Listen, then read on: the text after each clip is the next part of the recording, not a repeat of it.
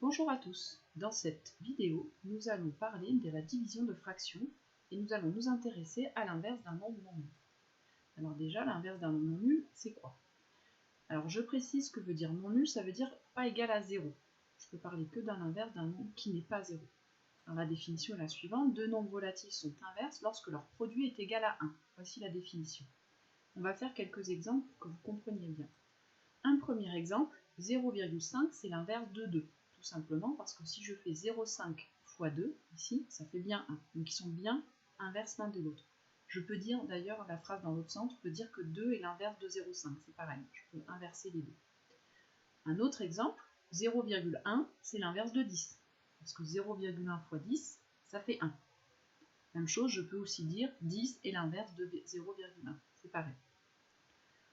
Alors là, par contre, 0,33, ça n'est pas l'inverse de 3. Là, c'est pas vrai, parce que quand je fais 0,33 fois 3, ça fait 0,99, et c'est pas 1. Même si c'est très proche, ce n'est pas égal à 1. Il faut vraiment que ce soit égal à 1. On peut déjà faire plusieurs remarques. La première remarque, c'est que 0, c'est le seul nombre qui n'a pas d'inverse. Tout simplement parce que vous pouvez faire 0 fois ce que vous voulez, vous n'arriverez jamais à trouver 1, puisque 0 fois un nombre, ça fait toujours 0.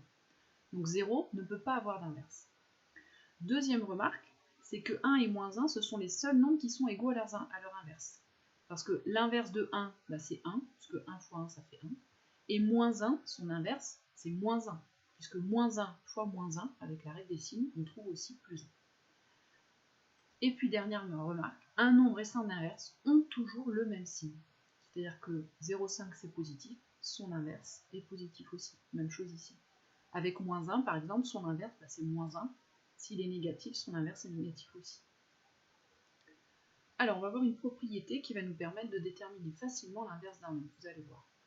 La propriété est la suivante. Si je prends deux nombres A et B, deux nombres qui sont non nuls, c'est-à-dire qui ne sont pas égaux à 0, bah, l'inverse de A, on va l'écrire 1 sur A, et l'inverse de A sur B, eh bien c'est B sur A.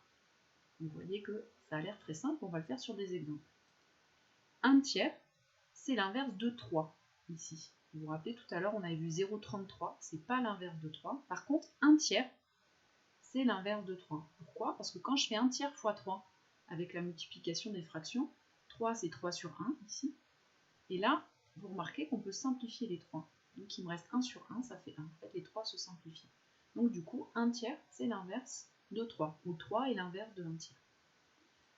Deuxième exemple, 9 onzièmes, c'est l'inverse de 11 neuvièmes, tout simplement parce que quand je multiplie 9 onzièmes fois 11 neuvièmes, bah pareil, je peux simplifier les 11, je peux simplifier les 9, il reste 1 sur 1, c'est-à-dire le nombre entier 1. Et j'ai la même chose avec moins 3 cinquièmes, son inverse c'est 5 sur moins 3, puisque quand je multiplie, bah pareil, je peux simplifier ici, et j'obtiens à la fin 1. Donc vous remarquez qu'un nombre ici positif, son inverse est positif. Un nombre là négatif, son inverse est négatif aussi.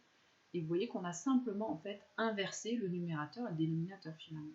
Donc trouver un inverse, quand il est écrit sous forme de fraction, c'est assez facile. Quand c'est un nombre entier, il suffit simplement de l'écrire 1 sur le nombre entier.